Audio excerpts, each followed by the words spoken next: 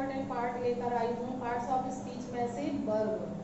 The verb जो बहुत ही important part है, और आप कोई भी सेंटेंस क्रिएट करते हो तो वर्ब का एक बहुत इंपॉर्टेंट रोल होता है, और without verb there is no sentence. Verb के बिना कोई सेंटेंस ही नहीं बन सकता है, ना कोई क्रिएशन हो सकती है। तो देखिए वर्ब है क्या, तो verb is an action word. Verb क्या है, एक एक्शन वर्ड है। डेफिनेशन के तौर पे हम कहेंगे the word that describes an action or state is called verb, is called verb। तो ऐसा वर्ड जो क्या करता है, डिस्क्राइब करता है किसको, एन एक्शन किसी कार्य को और स्टेट को, स्थिति को दर्शाता है, इज कॉल्ड वर्ब, वर्ब कहलाता है। जैसे हम सभी वर्ब में देखते हैं, जैसे कि एग्जांपल दिया ही रीड्स अ बुक, तो इसमें एक्शन क्या हो रहा है, रीड्स। एक्शन वर्ड क्या है, रीड्स। रीड्स एक्शन वर्ड है, तो ये आपका क्या हो गया, वर्ब हो गया। तो इसी तरह से अब जैसे अगर कहा जाए I feel nervous, I feel nervous, तो इसमें मैं नर्वस फील कर रहा हूं, तो ये फीलिंग क्या है, स्टेट है। ये है आपकी स्टेट ऑफ माइंड या बॉडी किसी भी की स्थिति, ये क्या है, वर्ब है। तो वर्ब एक ऐसा वर्ड है जो एक्शन को शो करता है और स्टेट को शो करता है। तो ये सभी वर्ब होते हैं। सिंपल लैंग्वेज में आपने पढ़ाई होगा कि वैसा शब्द जिससे किसी कार्य के होने का पता चलता है वर्ब कहलाता है। तो ये तो सिंपल सी बात है, ये तो सबने सीखा ही है, हमेशा सबने जाना है कि वर्ब क्या है। लेकिन जैसे जैसे स्टेट बढ़ता जाता है और हम बड़े स्टैंडर्ड में पहुंच जाते हैं, तो हमें केवल ये वर्ब के बारे में ही जानना ही, वर्ब के बारे में जानना ही काफी नहीं होता है, बल्कि हम वर्ब के अंदर एंटर करते हैं और उसके भाग को जानते हैं। तो देखिए वर्ब जो है हमारा, टाइप्स ऑफ वर्ब, वर्ब के प्रकार। तो देखिए आप लोगों ने मोस्टली कभी सुन रखा होगा कि helping verb, main verb, transitive verb, intransitive verb, ऐसे कई प्रकार के वर्ब सुने होंगे। लेकिन अगर उनका सिस्टम पूछा जाए कि किसके कौन से पार्ट हैं, का सिस्टम क्या है, तो वो आप नहीं जानते हो। तो मैं इस लेक्चर को बहुत ही इंटरेस्टिंग बनाने वाली हूँ, क्योंकि आज आप ऐसे टाइप्स को पढ़ेंगे जो आपने शायद नहीं पढ़ा होगा। तो देखिए जो टाइप्स ऑफ वर्ब हैं, तो ये 2 टाइप्स होती हैं, फाइनाइट वर्ब और non finite verb. Finite verb और नॉन फाइनाइट वर्ब, ये 2 टाइप्स की वर्ब होती हैं, finite verb, non finite verb. अब देखिए पहले तो हम फाइनाइट और नॉन फाइनाइट के बारे में जानेंगे, उसके बाद हम फाइनाइट वर्ब के टाइप्स पढ़ेंगे और नॉन फाइनाइट वर्ब्स के टाइप पढ़ेंगे। तो देखिए फाइनाइट वर्ब और नॉन फाइनाइट वर्ब होता क्या है। तो फाइनाइट वर्ब एक ऐसा वर्ब है जो टेंस के अकॉर्डिंग यूज होता है। तो ये क्या है, a word that is used according to the tense of the sentence। क्या है, ये ऐसा वर्ड है जो सेंटेंस के टेंस के अकॉर्डिंग यूज किया जाता है। तो देखिए जैसे कोई भी सेंटेंस हम लिखते हैं, जैसे फॉर एन एग्जांपल के लिए इसमें हम लिखें कि ही प्लेज हॉकी, इसमें जो प्लेज है उसमें एस लगा है, क्यों लगा है एस, देखो वर्ब तो पहचान ही लेंगे ना कि ये प्लेज सेंटेंस में प्लेज वर्ब है, बस हमें इतना पहचानना है ये फाइनाइट वर्ब है या नॉन फाइनाइट वर्ब है। तो देखिए प्ले में एस लगा है, ऐसे तो किसी वर्ब में ऐसे लग नहीं जाता है, एस या एस तभी लगता है जब वो सेंटेंस प्रेजेंट इंडेफिनिट टेंस में होता है। तो सिंपली ये जो वर्ब है प्रेजेंट इंडेफिनिट टेंस में यूज हुई है, तो इस सेंटेंस में प्लेस वर्ब टेंस के अकॉर्डिंग यूज हुई है, इसलिए ये जो वर्ब है प्लेस, ये आपकी फाइनाइट वर्ब कहलाएगी। कौन सी वर्ब कहलाएगी? फाइनाइट वर्ब कहलाएगी। इसी तरह से हम और एग्जांपल्स ले लेते हैं फाइनाइट वर्ब के। जैसे कि दूसरा एग्जांपल मैं यहाँ बता देती हूँ कि I am reading this book। अब इसमें देखिए, इसमें दो वर्ब आई हैं, ये हेल्पिंग वर्ब है और ये मेन वर्ब है। तो चाहे हेल्पिंग वर्ब हो या मेन वर्ब हो, दोनों वर्ब होते हैं।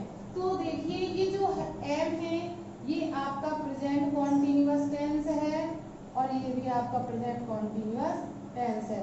आई मीन टू से कि ये पूरा एम रीडिंग, ये पूरा प्रेजेंट कॉन्टिन्यूअस टेंस है। तो इस सेंटेंस में ये I am reading present continuous tense है और जो वर्ब टेंस के अकॉर्डिंग यूज होती है वो आपकी फाइनाइट वर्ब होती है। तो ये आपकी फाइनाइट वर्ब हो गई है। इसी तरह से नेक्स्ट एग्जांपल में मैं बता दूं, ही कॉल्ड हिज फ्रेंड। तो इसमें जो कॉल्ड वर्ब है ये वर्ब की सेकेंड फॉर्म है जो पास्ट इंडेफिनिट टेंस में यूज होती है। पास्ट इंडेफिनिट टेंस में यूज होती है, तो ये भी टेंस के अकॉर्डिंग यूज हुई है, तो ये भी आपकी फाइनाइट वर्ब है। तो ये हुई आपकी फाइनाइट वर्ब का डिस्क्रिप्शन और एग्जांपल। आप देखिए, ये इरेज कर देती हूँ।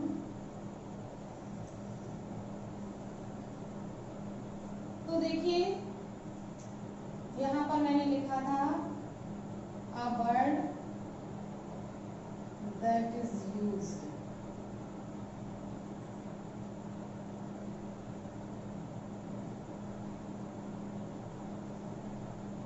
according to the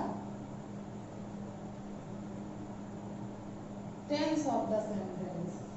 अब देखिए, अब हम चलते हैं finite verb non finite verb पर। तो नॉन फाइनाइट वर्ब क्या होती है? नॉन फाइनाइट वर्ब एक ऐसी वर्ब होती है जिस पर उस सेंटेंस के टेंस का कोई इफेक्ट नहीं पड़ता है, ना तो सब्जेक्ट का और ना ही टेंस का कोई इफेक्ट नहीं पड़ता है। तो देखिए finite verb, a word that has no effect of its subject or tense। एक ऐसा वर्ड जिस पर उसके सब्जेक्ट का और टेंस का कोई इफेक्ट नहीं पड़ता है, कोई प्रभाव नहीं पड़ता है, ना तो वो अपने सब्जेक्ट के अकॉर्डिंग यूज होता है और ना ही टेंस के अकॉर्डिंग यूज होता है, नॉन फाइनाइट वर्ब कहलाता है। जैसे कि एग्जांपल के लिए मैं कहूं, जैसे I wanted to invite him.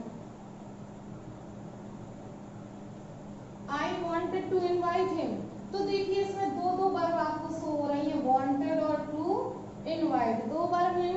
Wanted जो वर्ब है वो वर्ब की सेकेंड फॉर्म है जो पास्ट इंडेफिनिट टेंस के अकॉर्डिंग यूज हुई है। किसके अकॉर्डिंग? पास्ट इंडेफिनिट टेंस के। लेकिन जो ये टू इनवाइट है, ना तो ये आई के अकॉर्डिंग यूज हुआ है ना टेंस है, कोई टेंस में टू लगता ही नहीं है, वर्ब की फर्स्ट फॉर्म है जिसके आगे टू लगा है।